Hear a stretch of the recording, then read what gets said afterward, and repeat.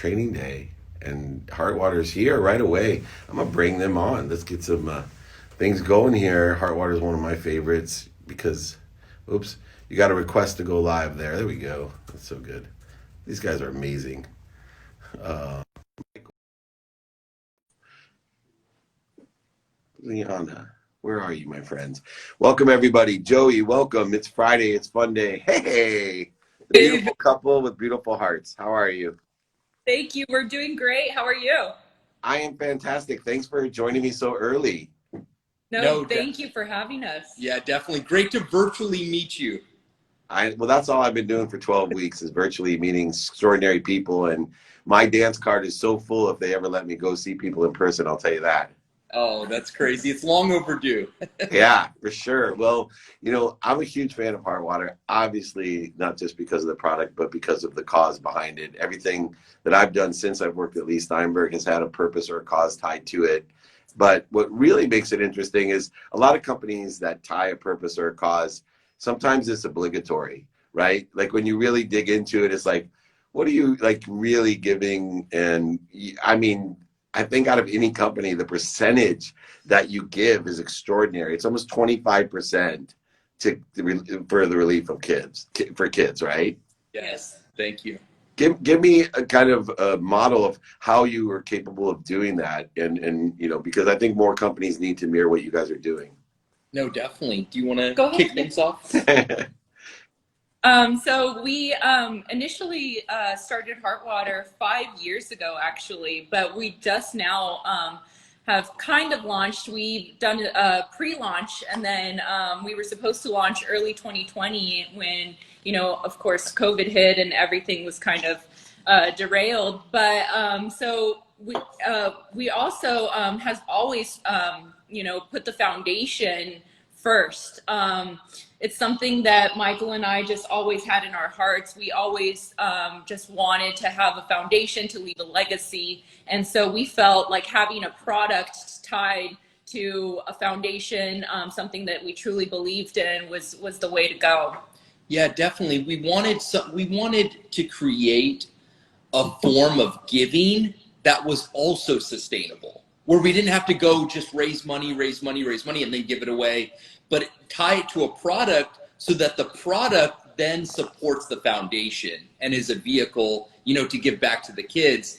And really it was Ileana and I, talking in our living room one night 5 years ago, and we're like, we want to do a water company. We both had that in our subconscious. Who knows where it came from, but we had that in our subconscious. We wanted to do a water company. We know that water is one of the scarcest resources in the world, and it's only going to get scarcer, as the years go on. So we really laser focused on water being the product, and it was always our dream to do a product, a consumer product that had a give back model, right? We really believe in that because then that supports the giving, right? The sales support the giving, and it's sustainable. So as we were, masterminding about the product that we wanted to launch, we were just like, okay, we know we want to focus on water, and we know we want to focus on giving, and we went through a list of names, like 25 names, and Heartwater was one of those names. And we're like, man, this just connects both pieces of the puzzle. Heart, which people think of giving, you're sharing your heart with somebody, and then water. So it's just like it perfectly came together, and that's where Heartwater, the idea was established. And then right after that, we just started putting the pieces to the puzzle. We filed for our 501c3, the Heartwater Foundation, and we started doing the branding and the product design and all of the research and development. But that's how it really started, was just an idea, and then God breathed life into it. I think you need to change your vernacular. Instead of giving back, you guys, it's giving through, right? Yeah. So it changes the paradigm of giving and receiving, that you're more interested in where and who the effect of the water has, both as a consumer and to give through to recipients who are in greater need than a profitable company. And I think that's beautiful. I think more companies, as I wrote the book Compassionate Capitalism, I had companies like Heartwater in mind, ones that are servant leaders, that are merchant servants to the greater good, that people that are willing, to make a lot of money so that they can help a lot of people and have a lot of fun. As you said, it came through you. Even the idea comes through you. The profits come through you. The products come through you as well. But it's so funny. I'm watching the comments, and one of the things I love about doing my Instagram lives is one of the few people, if you watch my comments, one of the most positive communities, right? Very few people are not positive, but as many companies as I have on to give entrepreneurial advice, philanthropic advice, what's so awesome is I've never seen such a encore of everyone loves the taste of your water, which is such an irony, right? Like I'm old, and I told my mom, I said, you know, someday people are going to buy water. And they just were coming out with those the big bottle, 5-gallon waters, you know, that you would put in. I was like, just started to go, someday, like, everyone's going to buy water. And my mom looked, I said, I think I'm going to get into the water business or the trash business, because water is going to be a scarce resource and trash is going to be an overwhelming resource. And those two things to me, my mom, who's not entrepreneurial, right? She's a second grade teacher. She's an academic and intellect. You know, she looked at me like, you're crazy. And every time I look at one bottle of water for, you know, $8.95 or something at the airport, I look at my mom, I'm like, see this? And now at least I found a great tasting water that I know goes to help people. And, you know, really important. Where does the money go, and what cause and effect does it have? So the Hart Water Foundation is the recipient of all of the charity. And then that is a vessel to then connect with other charities. So we've connected with a bunch of charities in the past, and just recently we've started our giveback model to hospitals. Your give through. It's your give through model. I like that. We're changing the vocabulary. Okay, good. Now on. So yeah, so we partner with charities that are fulfilling the actual need of the mission of the foundation, and we give them the money to continue their good work. And like I said, just recently we started giving back to hospitals to really just keep our healthcare workers and the heroes on the front line nourished. You know, also they can read a positive message and say, you know, our hearts are with you. Thank you so much for pouring your hearts out for the people in our community. And I just want to say this. So this is our 23-ounce bottle, and this is our signature bottle. This is what we were going to launch with. And when, of course, COVID happened and everything, I just had a baby. So I just have to give all the credit to Michael. I had a baby. Are you giving him credit for the baby or the Hart water? Half credit for the baby. January, and COVID happened, and so you're not going to be reusing bottles right now. And we really wanted to give our water, because we had 100,000 gallons of rainwater ready to be deployed. Right, and so we wanted to give it to the nurses, but they also were like, well, we can't be reusing our bottles because of, you know, COVID and everything. And so this is where I'm giving the credit to Michael. He literally was working day and night to have these cans. I've got lipstick on mine right now, but to create single-use cans. Fully sustainable though, because they're aluminum. Exactly. Right. Exactly. So it falls in line, you know, still with our sustainability and everything, but creating these single-use cans, we kind of, you know, had to pivot our entire business model just at the beginning of this year when we were technically supposed to launch. And I'm just like so proud of him. I'm like giving him all the glory right now, because now we have these other line items and people really love them. People love this, you know, single use, but it's still sustainable, which is incredible. And it was perfect. You know, the inspiration came for both Ileana and I. She's given me the credit, but it was both of our, you know, idea and inspiration that what do the healthcare workers need? And then we reverse engineered it.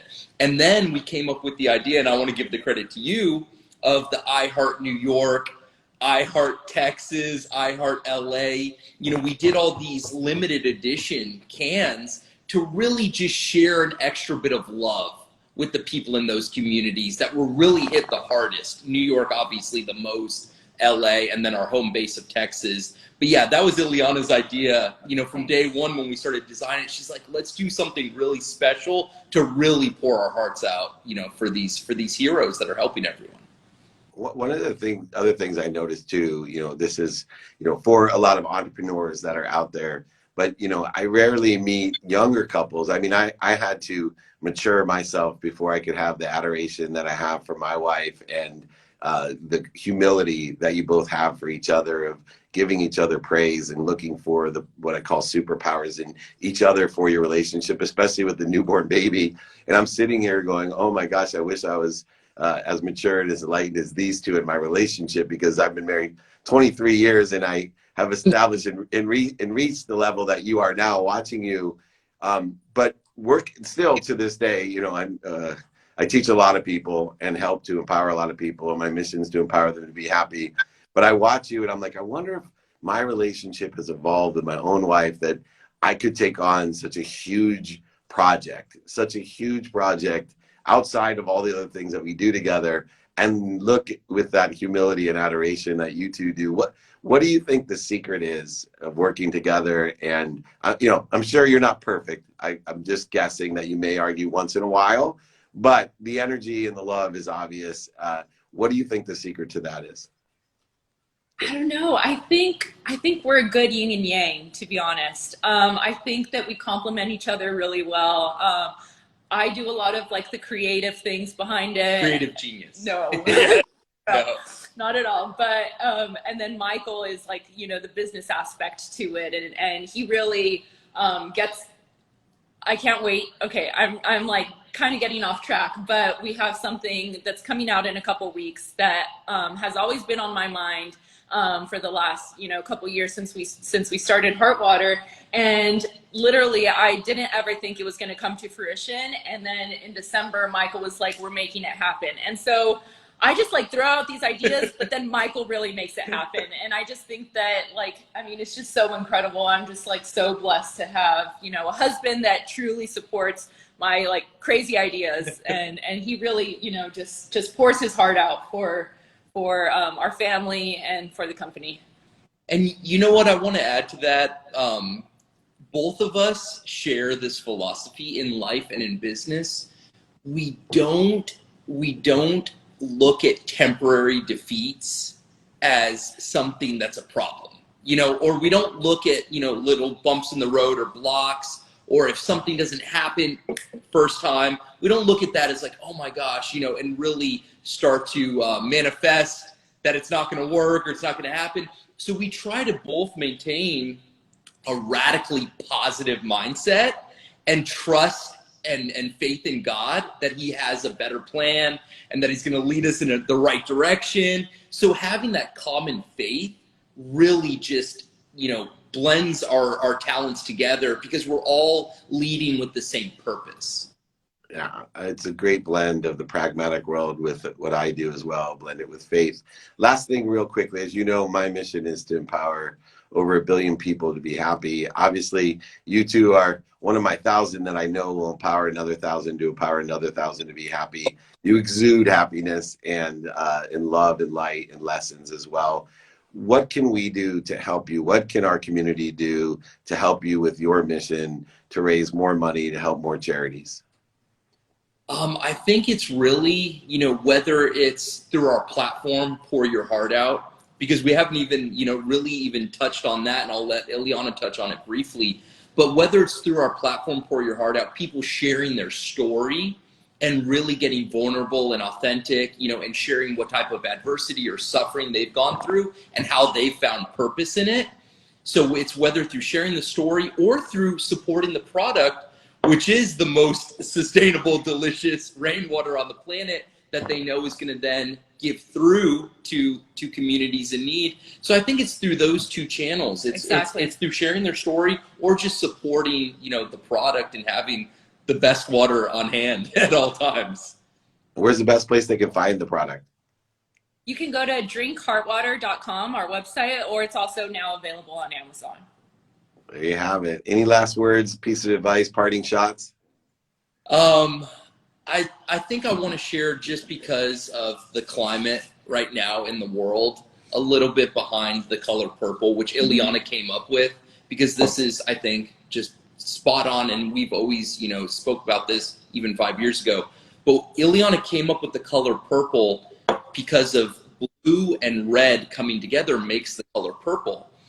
And what she shared was Our tagline is pour your heart out. And what she shared, you know, what we both experienced and what she's seen, you know, people in the world experience is that people bottle things up, right? They don't share what's really going on, right? You get, you know, the surface level most of the time. Yeah.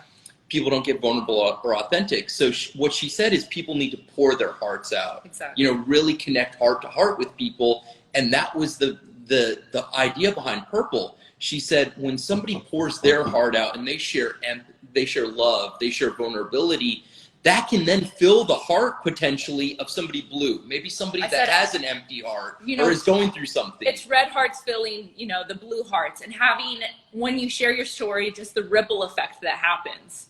You know, just real briefly, he struggled with drug and alcohol addiction. I've struggled with depression for a long time, and I felt for so long that, you know, we had bottled so many things up, and just like water, when you pour your heart out, you're breathing life. You know, you're breathing and nourishing. Exactly, nourishing the soul, nourishing the spirit, nourishing the heart. And that's, yeah, definitely how I came up with the color purple. It's just, you know, I wanted to bring the blue hearts and the red hearts together. Well, that's the color of inspiration. Inspiration being the connectivity between you and the light and the love that you've learned and giving through you to each other and to others as well. So you guys are beautiful. I will also admire the inspirational color perfect purple. For that reason, you both are blessings. We are in great support of you. Please reach out to let us know how else we can help. Please come back on.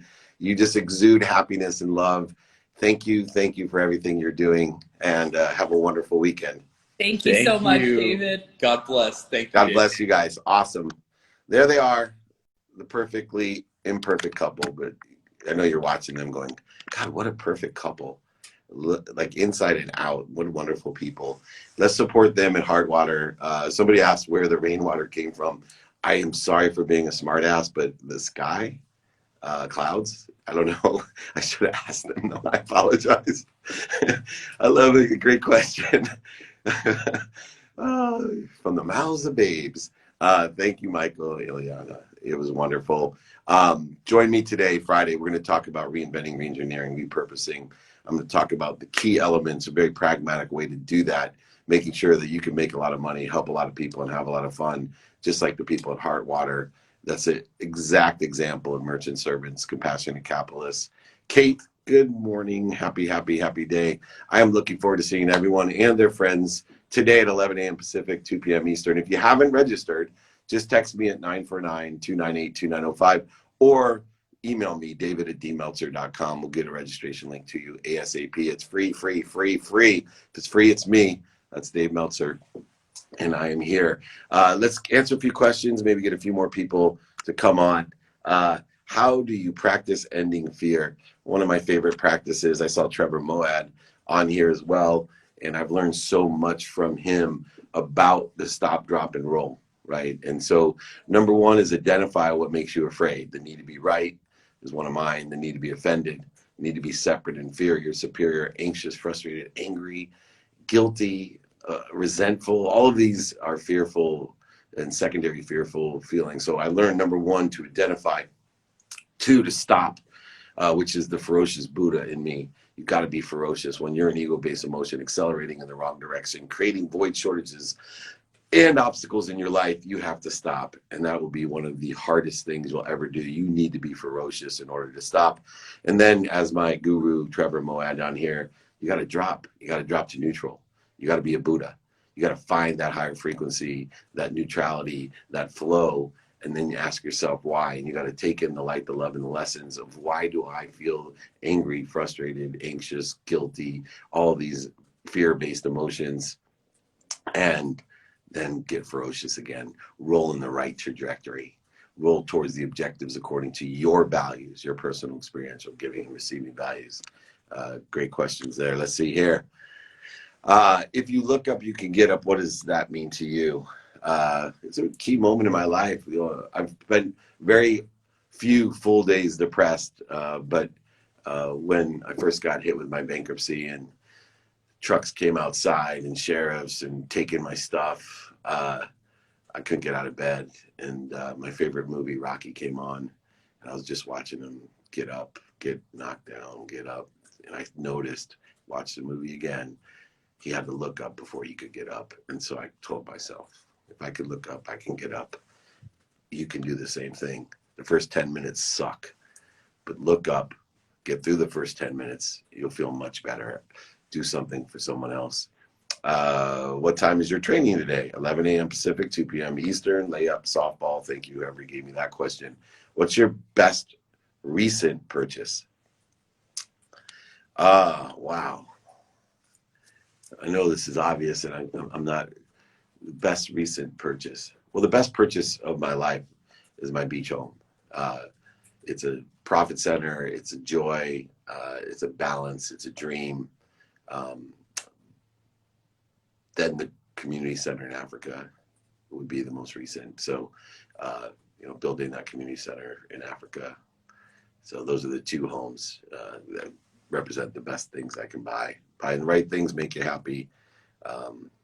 Awesome. Hi, sir. What do you think about MLMs? Hey, that was yesterday's question. I love them, but you have to know that the 1% of the 1% are the ones that will make a lot of money, help a lot of people, and have a lot of fun. So if you're going to quit at 25% and you're just not in it to use the product, then get out. Don't do an MLM. If you're going to be one of the 1% of the 99% that quit in 50%, don't do an MLM.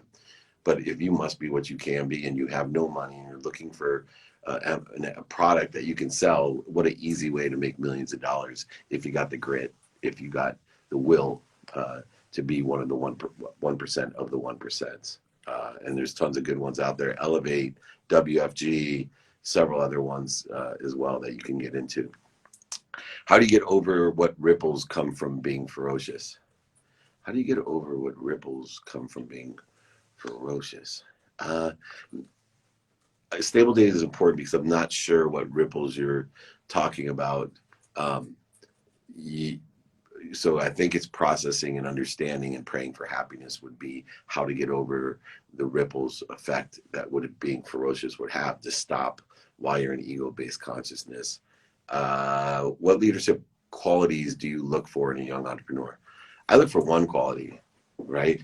Well, two: radical humility and the need to must be what you can be. If you have radical humility, willing to ask for help, and you must be what you can be, you're going to be successful. I promise you, at whatever you do. Let's see if someone wants to go live here with me. Let Danny McGinnis go if he has a quick question. Thank you for coming. Everyone, let me know where you're coming in from. Let me know if you're coming to training on Friday. Give me a thumbs up if you're going to come today at 11 a.m. to training. Can you talk about the concept of give through in depth? Yeah, absolutely. There's three. It's not connecting. There's three worlds that we live in. One, the world of not enough, where you're a victim. Everything happens to you. There's a world of just enough. That's where things just happen for you, right? You usually buy things you don't need to impress people you don't like. And then there's a world of more than enough where everything comes through you for others. So I don't look to pay my bills. I look to pay other people's bills. What's going on, man? You got a question for me? What's going on, man? Yeah, I got a little question for you. I've been following you for a minute, and I done, right? So what do you do after that? Like, let's say I didn't hit my goal, save 200, 300,000, right? Yeah. So what do I do after that? Growing the business, getting capital. I'm just trying to figure out what to do. What's the next step? Yeah. So because I never been here before. It's a good place to be, my friend. So yeah, for me, take inventory of your values first, right? Take inventory of your personal values, your experiential values, your giving values, and receiving values. All right. And then take that money and create it downstream according to your values. So for me, I predetermine now before the year starts what percentage is going to go through me for others. Right. And because my goal is to give my life away. And so any investment that is in me is to create more of investment later to give away. Kind of like Warren Buffett. People, when he was my age at 50, used to give him shit because he wasn't giving his money away. But he knew that by continually investing in himself, that he had a compound interest effect, exponential growth, that someday he would give billions and billions of dollars away instead of millions and millions away, because every million he reinvested in himself, he was confident it would turn into billions. So take about a value justified distribution, and whether it be, I like to diversify. I don't like to spend a lot of my attention and intention worrying about the money that I saved already. So I put them in guaranteed annuities, right? I can give you a few people's name that can help you with that. I like to Yeah, I invest back. definitely need some help on that. Like, Yeah. just Back, because and I back. don't think growing up I was educated about money. You know what I mean? Yeah, Like, I so know what you nobody mean. in my family had money. So it's come to the point, like, what do you do when you're the first person to get there? Yeah. It's like I done reach back and trying to bring everybody forward, but it's like, all right, I still need to secure me. I got y'all, but I need to secure me and just Get make a sure mentor. it's for my kids. Yeah, get a mentor too. The biggest mistake I made, and I made a lot of money the same way. I came from a single mom, 6 kids. Right. And the biggest mistake I made is I didn't get a mentor that was sitting in a situation that I could just bounce off of. Hey, what do you think of that? And they had paid all the dummy tax, right? I Right. literally, I still today, look, I make really good business decisions because of the mentors I have. So if I want to look at real estate, I go to a guy that's been in 40 years in real estate. That's why, these types of situations where I mentor a lot of people, just to be there to say, look, this is what I would do. Here's some people to talk to, kind of as a hub in order to make sure that you grow your money, but more importantly, that I keep your focus in on, if you're able right now to make that much money and save it, let's focus in on doubling the amount of money you make and not worry about the money you already made. Let's keep the money you already made and let's double the money, the input. So next year you're like, what do I do with 600,000? And the next year you're like, what do I do with 1.2 million? Because a lot of people, they start focusing on the 200,000 or 300,000 that they work for, and they take their eye off of the real money maker, right? Right. The real rump shaker that's making the money. And Yeah. so Yeah. I'm keep with you focused. So go ahead. Anyone out there that needs help with this, please email me at david@dmeltzer.com. It's about creating a distribution channel, a disciplined one with mentorship. Does that sound fair? That's really fair. I'm gonna shoot you an email, man. All Thanks. right. Thanks Thank for you. taking your time Come with to me my today. I training this really Friday, appreciate that. today, 11. Come, free training, no money. Save your Got money, you. come to my free training. All right. Got you, man. That's it, Appreciate it. buddy. Thanks, All right. man. Bye. The Yardbird, Dave Meltzer, david@dmeltzer.com. Go ahead, reach out to me for training. Thank you for tagging that up there. Always fair. Danny, I tried to pick you up. Let me answer a few more questions here. How does one deal with imposter syndrome? So imposter syndrome deals with worthiness. So number one, start a mantra that you're worthy. Two, ask yourself why, right? Where's those void shortages and obstacles coming? Why do you feel that you are overselling, back end selling, lying, manipulating, cheating? Why is this worthiness, energy, and thoughts crossing your mind? What are you doing that you don't believe in? Where are you voting and putting your votes in your life for? And I think when we start looking pragmatically, introspectively, we can get rid of that imposter syndrome. Most damaging thing about the imposter syndrome is self-sabotage. And I've lived through that in my 30s where I didn't feel worthy for everything I received. And I created that mantra for myself in the rebound starting in 2006. Even though I lost everything in 2008, I started telling myself I am worthy of everything that I receive, all the relationships. And there in itself was how I got rid of the negative people, the negative ideas, the negative circumstances, and continually live those lessons by sticking to what I want in my life, taking inventory of my values, not being afraid to be a hypocrite, and firing friends, all those things I've been able to do over the years, and hopefully practice ending fear, practice the emotional side of feeling bad or guilty or resentful or offended. Everybody's going to act the way they act with the values that they have. You can't control anything except for your mindset, your heart set, what you say, what you hear, and what you do. And that's where I focus in on what I do, and I do my best at that, and to forgive myself for when I don't.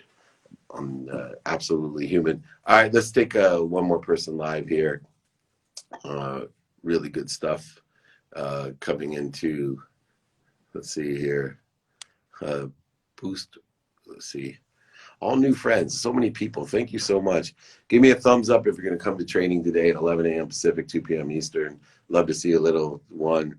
How does one build a blueprint to their vision? Get mentorship. I know where I want to end result, but know where to start. Another problem is finding mentors. go ahead, email me at david@dmeltzer.com. We'll find them together. Find a mentor that sits in the situation that you want to be in and ask. It's that simple. That's the key to it. So go ahead and do that. Colleen, thank you for the thumbs up. Dora, thank you. Leanne, thank you, everybody. Thumbs up. Thank you. Invite your friends and family. Who to join the meeting? Friends, family, associates. It's free. We're doing it on reinventing, restarting, and reengineering yourself. I'm going to give you pragmatic tips to keep you inspired in order to effectuate that. Juice the Jedi, thank you. Look forward to seeing you today, Friday, 11 a.m. Pacific, 2 p.m. Eastern. Danny McGinnis, thank you. Jordan, thank you. Cynthia, thank you, everybody. We're overpouring with gratitude. And I think we'll just take one more question. I was trying to join some people. It looks like it's a little bit slow. Yes, you can join the live, Mr. Hour there. I see here. How can we make sure our expectations are aligned with those around us? Be more interested than interesting. Ask open-ended questions and then use closed-ended questions to narrow somebody towards the values that you have. So what are you doing today? What do you like about it? What don't you like it? Would it help you if, bam, bam, bam. And that if should be aligned with your values. And therefore you can determine very quickly if somebody is aligned with those values. But if they're not aligned, still check to see if they're synergistic or supplementary to them. So if you looked at, Michael and Ileana with the Hart water, their values are supplementary to and synergistic with each other, right? Some of them have superpowers, the others doesn't. If you move somebody's weakness into a different place, it becomes a strength. Sometimes if we take somebody's weakness and join it with somebody else's strength, it then exacerbates. All tides rise the boat in that situation, of course. Let's just take one more question. Thank you so much. How do we eliminate our ego? I don't think we can eliminate the ego. So what we want to do is practice ending ego-based consciousness. So that stop, drop, and roll methodology. Know that when you're in ego-based consciousness, your mind, body, and soul are on fire. Everyone knows when you're on fire, you got to stop, drop, and roll. Be a ferocious Buddha and stop when you're in ego-based consciousness. Identify what that is. Drop down into neutral. Right? Breathe through your nose, out through your mouth. Find your higher frequency, find your higher self, find your best self, and then roll in aggressive nature, ferocious nature, in the trajectory that you want according to your objectives and your values set forth every day, because you're a student of your calendar and you're practicing creating habits in a habit machine along with practicing ending fear. All right, everyone. It's going to be a great day. Thumbs up to the ferocious Buddhas out there. Thumbs up to everyone that's going to re-engineer their vision today, reinvent themselves and restart. It is a brand new day and a brand new life, and it is an extraordinary one. Find the superpowers. Find them in everything and everyone. I promise you. And most importantly, I will see you today, Friday, 11 a.m. Pacific, 2 p.m. Eastern. If you haven't registered, text me at 949-298-2905 or email me if you need mentorship or want to come to free training day. Just email me, david@dmeltzer.com. Please join me. It's free, free, free. Most importantly, be kind to your future self and do good deeds. See you in a couple hours.